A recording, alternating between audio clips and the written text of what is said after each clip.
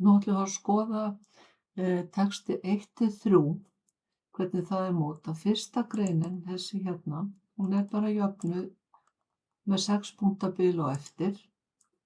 Næsta á að vera með inndrætti og við erum búin að setja bilið á, förum svo í paragraf og veljum hér undir special, fyrstu línu inndrættin, first line og höldum þessu sem að kemur sjálfkrafa 1,25.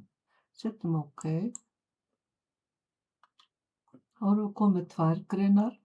Ef við veljum svo hérna næstu 2 hér, þær eru báðar, tökum þær báðar í einu, við ætlum að hafa númeringu, sjálfvirka númeringu sem er hér undir numbering og við ætlum að velja A, B, C. Veljið þetta hér og þá hrekka það svona saman, bilið sést ekki.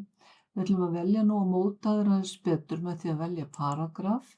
Við ætlum að hafa inndráttinn frá vinstri upp í 0,7 og hangandi inndrátt líka upp í 0,7. En til að bilið hérna á milli greinanna og eftir þeir sjást, þá þurfum við að muna að taka hakið hér af. Og þá erum við komið þessar 2 alveg klárar.